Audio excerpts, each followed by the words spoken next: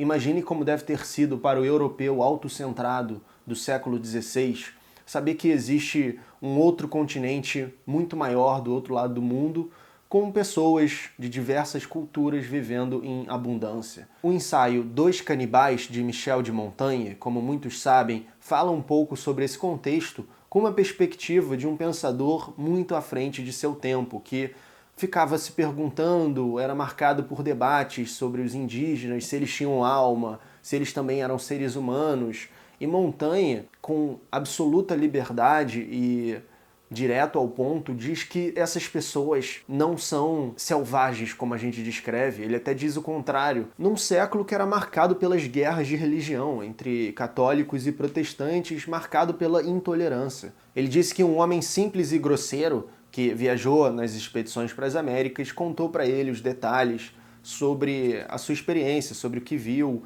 e ele falou, bem melhor que seja assim, porque as pessoas de finura tendem a embelezar as coisas. E ele próprio, como uma pessoa com uma carreira política também, muito próxima da corte, teve oportunidade de conversar através de um tradutor com indígenas, se não me engano, indígenas tupinambás do Brasil. Não vejo nada de bárbaro ou selvagem no que dizem daqueles povos. E, na verdade, cada qual considera bárbaro o que não se pratica em sua terra. Nós somos moldados pela nossa cultura. Isso que faz com que a gente ache algo totalmente esquisito e errado e estranho. É totalmente cultural. A essa gente chamamos selvagens, como denominamos selvagens os frutos que a natureza produz sem intervenção do homem. No entanto, aos outros, aqueles que alteramos por processos de cultura e cujo desenvolvimento natural modificamos, é que deveríamos aplicar o epíteto.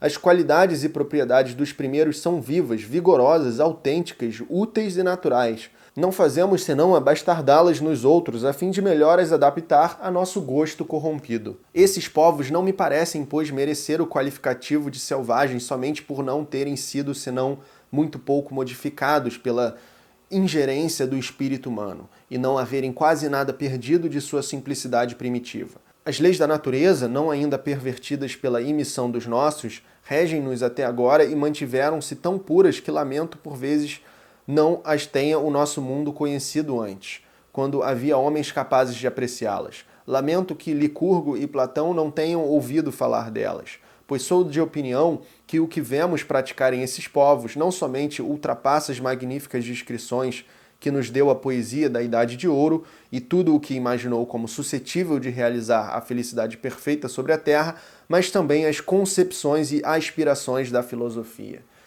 Tudo que os filósofos escreveram como utopias, ideais, aquelas pessoas estavam vivendo sem precisar de nada. Ele diz mais pra frente, eles não guerreavam para conquistar territórios, mas para provar a sua coragem. Eles não precisavam de alimentos, eles não precisavam de extrair matérias-primas especiais para comercializar, eles tinham o que eles precisavam e eles eram felizes. Claro que da sua forma cultural de felicidade, que envolve muitas coisas que são para nós estranhas. Ele conta que depois das guerras, os povos levavam prisioneiros naturalmente, e eles tentavam esses prisioneiros falando de tudo que seria feito com seus corpos, que eles iam devorar, arrancar os braços e tudo mais. E eles ficavam sofrendo essa tortura psicológica por algum tempo. E Montaigne conta que nada fazia esses prisioneiros desistirem ou pedirem misericórdia, porque eles queriam morrer de um jeito honroso. A vida, que hoje para nós tem valor superior, a sobrevivência, para eles era algo que não era de maior valor do que a honra, do que a narrativa, do que o propósito por meio do qual eles viviam as suas vidas. Então era mais desejável para eles se entregar, se deixar devorar, vivendo de acordo com aquilo que eles acreditavam, num gesto totalmente sublime. Não se ouviu jamais ninguém que tivesse o julgamento moral assaz pervertido para desculpar a traição, a deslealdade, a tirania, a crueldade, nossos defeitos habituais. Podemos, portanto, qualificar esses povos como bárbaro em dando apenas ouvido à inteligência, mas nunca se os compararmos a nós mesmos, que os excedemos em toda sorte de barbaridades. Não entram em conflito a fim de conquistar novos territórios, porquanto gozam ainda de uma uberdade natural que, sem trabalhos nem fadigas, lhes fornece tudo de que necessitam, e em tal abundância que não teriam motivo para desejar ampliar suas terras. Têm ademais a felicidade de limitar seus desejos ao que exige a satisfação de suas necessidades naturais, tudo que as excede lhes parecendo supérfluo. Não se vê nenhum que não prefira ser matado e comido a pedir mercê. Dão-lhes inteira liberdade, a fim de que a vida lhes seja mais cara, e não cessam de entretê-los acerca da morte que os espera, de seus membros decepados e do festim que farão com eles. Tudo isso no intuito de lhes arrancar alguma palavra de queixa ou fraqueza, ou de os levar à fuga, com o que mostram tê-los apavorado e triunfado de sua firmeza de ânimo. Nisso, em verdade, e só nisso consiste a vitória. A vitória verdadeira é a que constrange o inimigo a confessar-se vencido. Se você está gostando do vídeo, curta-o, porque isso ajuda muito o canal a crescer, e eu agradeço muito. E se você gostaria de ler os ensaios de Montaigne, não só dos canibais, mas os outros, eu recomendo muito essa edição aqui, da editora 34, que é integral, tem todos, e se você quiser uma versão mais acessível, também coloquei algumas na descrição, assim como essa. Então se você comprar através dos meus links, você vai estar ajudando o canal. Muito obrigado. Agora eu vou ler como que Montaigne termina esse texto, porque é o seu relato pessoal de sua comunicação com os indígenas. Entreteve-se o rei com eles longamente, mostraram-lhes como vivíamos no cotidiano, ofereceram-lhes grandes festas, ensinaram-lhes como era uma cidade grande. Alguém lhes havendo perguntado mais tarde o que pensavam da cidade e o que lhes tinha revelado, citaram 3 coisas. Esqueci a terceira e o lamento, mas lembro-me das 2 outras. Disseram antes de tudo que lhes parecia estranho tão grande número de homens de alta estatura e barba na cara, robustos e armados e que se achavam junto do rei, provavelmente se referiam aos suíços da guarda, se sujeitassem em obedecer a uma criança e que fora mais natural se escolhessem um deles para o comando. Em segundo lugar, observaram que há entre nós gente bem alimentada, gozando as comodidades da vida, enquanto metades de homens emagrecidos, esfaimados, miseráveis mendigam às portas dos outros. Em sua linguagem metafórica, a tais infelizes chamam metades. E acham extraordinário que essas metades de homens suportem tanta injustiça sem se revoltarem e incendiarem as casas dos demais. Conversei longamente com um deles, mas meu intérprete compreendia tão mal e se mostrava tão embaraçado com as perguntas que, graças à sua estupidez, não pude obter algo mais sério de meu interlocutor.